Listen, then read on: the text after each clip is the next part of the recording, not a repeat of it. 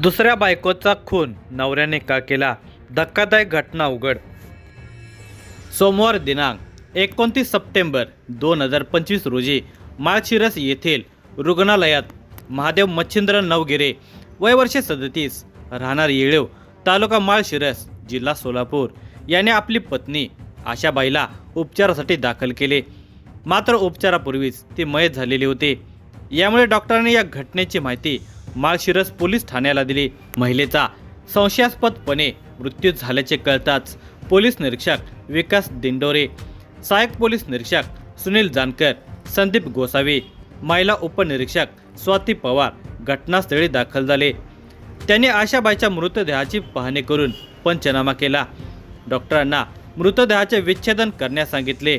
ते केले असता आशाबाईचा मुलगा सहदेव याच्याकडे चौकशी केली. तेव्हा त्याने सांगितले, साहेब, वडील माझ्या आईच्या चारित्र्यावर संशय घेऊन भांडण करत होते.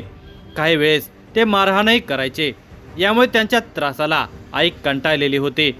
1 वर्षापूर्वी संशयातून वडिलांनी मारहाण केल्यामुळे आईने विषप्राशन करून आत्महत्या करण्याचा प्रयत्न केलेला होता. मात्र तिला वेळीच उपचारासाठी रुग्णालयामध्ये दाखल केल्यामुळे तिचे प्राण वाचलेले होते. रुग्णालयामध्ये आईकडे असताना मी तिला विचारले, तू एवढे टोकाचे पाऊल का उचललेस? तेव्हा ती म्हणाली, तुझे वडील चारित्र्यावर संशय घेतात, भांडण करून मारहाण करतात. यामुळे त्रासाला कंटाळून आत्महत्या करण्याचा मी निर्णय घेतला.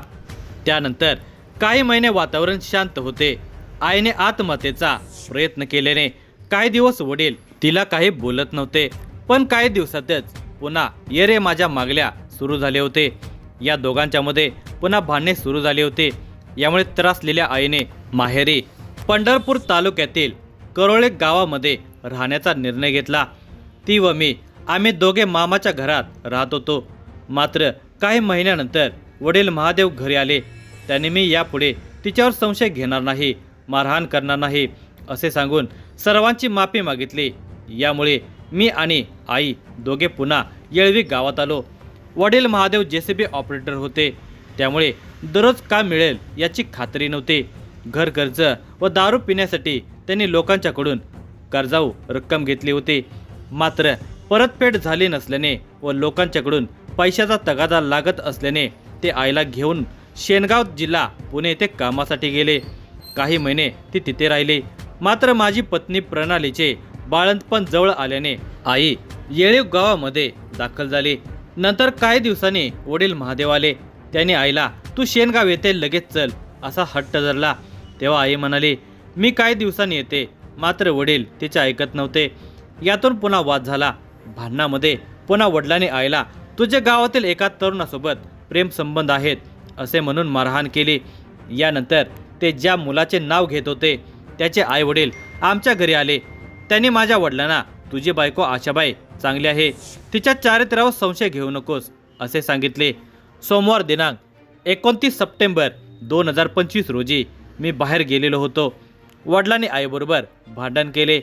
ती अचानक बेशुद्ध पडली म्हणून माळशिरस रुग्णालयात उपचारासाठी दाखल केले. मलाही तसेच सांगितल्यामुळे मी त्याच्या बोलण्यावर विश्वास ठेवला. मात्र डॉक्टरांनी उपचारापूर्वी आशाबाई मरण पावली असे सांगितले. नंतर शवविच्छेदनामध्ये गळा दाबून खून केल्याचे उघड झाले. वडील महादेव मच्छिंद्र नवगिरे वय वर्षे 37 राहणार येळेव तालुका माळशिरस जिल्हा सोलापूर यांनी माझी आई व त्यांची पत्नी आशाबाई सावता निलेवर वय वर्षे 35 राहणार येळेव तालुका माळशिरस जिल्हा सोलापूर हिचा खून केला. याबाबत माळशिरस पोलीस ठाण्यामध्ये तक्रार दाखल केली. पोलिसांनी महादेव याच्यावर खुनाचा गुन्हा दाखल केला. आरोपी महादेव याने आशाबाईचा कोणत्या कारणावरून खून केला याचा तपास पोलिसांना करायचा होता. यामुळे पोलिसांनी आरोपी महादेव यास अटक केली. त्याला न्यायालयामध्ये उभे केले. न्यायाधीशांनी 5 दिवस पोलीस कोठडीमध्ये ठेवण्याचे आदेश दिले. पोलीस कोठडीमध्ये पोलिसांनी आरोपी महादेव याची कसून चौकशी केली. तेव्हा त्याने सांगितले, साहेब, येळीव गावामध्ये मी ट्रॅक्टर चालवण्याचे काम करत होतो. तेव्हा शेतात आशाबाई सावता ही महिला कामाला येत होती. तिच्या पतीचे निधन झाले होते. घर कुटुंब चालवण्यासाठी ती काम करत होते. तिला एक मुलगा होता. आमच्या दोघांचे बोलणे होत होते. यातून ओळख वाढत गेली. माझी पत्नी मला सोडून गेले होते. त्यामुळे माझी अडचण होत होती. मला आशाबाई आवडू लागली होती, म्हणून मी एके दिवशी धाडस करून आशाबाईला मी तुझ्याबरोबर विवाह करण्यास तयार आहे असे सांगितले. त्यावेळी ती मी विचार करून सांगते असे म्हणाली. काही दिवसानंतर तिने होकार दिला, पण मुलगा माझ्याबरोबर राहील असे सांगितले. त्याला मी होकार दिला. त्यानंतर 2016 आशाबाईबरोबर मी साध्या पद्धतीने विवाह केला. दोघे पती पत्नीप्रमाणे राहत होतो. नंतर मी JCB चालवण्यास शिकलो, तर आशाबाईही कामासाठी बाहेर जात होती. हळूहळू तिच्या वागण्यामध्ये फरक पडत चाललेला होता. ती माझ्याशी पहिल्याप्रमाणे वागत नव्हती. शरीरसुख मागितले की ती नकार देत होती. घरातील कामाकडे दुर्लक्ष करत होती. तिच्या वागण्यामुळे मला त्रास होत होता. मला तिच्या चारित्र्याचा संशय येऊ लागला होता.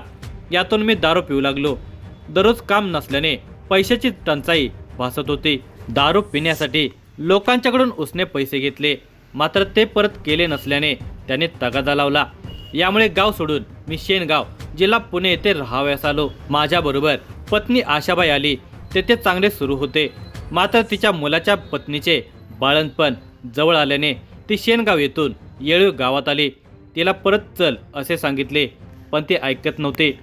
पुन्हा मला तिच्या चारित्र्यावर संशय येऊ लागला. यातून भांडणे होऊ लागली. रागात मी तिचा गळा आवळला आणि त्यामध्येच ती मरण पावली. ही घटना आपल्या अंगावर येऊ नये म्हणून ती बेशुद्ध पडली असा बनाव केला आणि माळशिरस रुग्णालयामध्ये दाखल केले. मात्र डॉक्टरांनी ती उपचारापूर्वीच मयत असल्याचे सांगितले.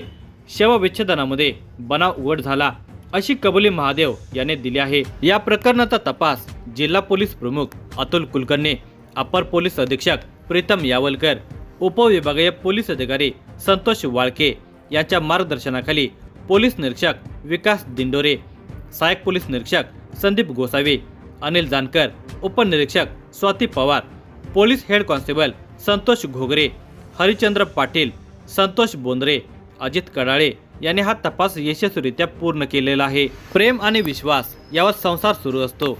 यातील एकाला तडा गेला तरी संसार उद्ध्वस्त होतो. महादेव हा आपली पत्नी आशाबाई हिच्या चारित्र्यावर संशय घेत होता.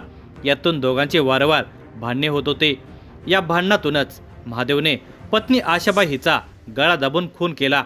यानंतर तिची तब्येत बिघडून ती मरण पावली असा बनाव केलेला होता. पण शवविच्छेदन अहवालामध्ये आशाबाईचा खून झाल्याचे उघड झाले आणि तो गजाआड झाला.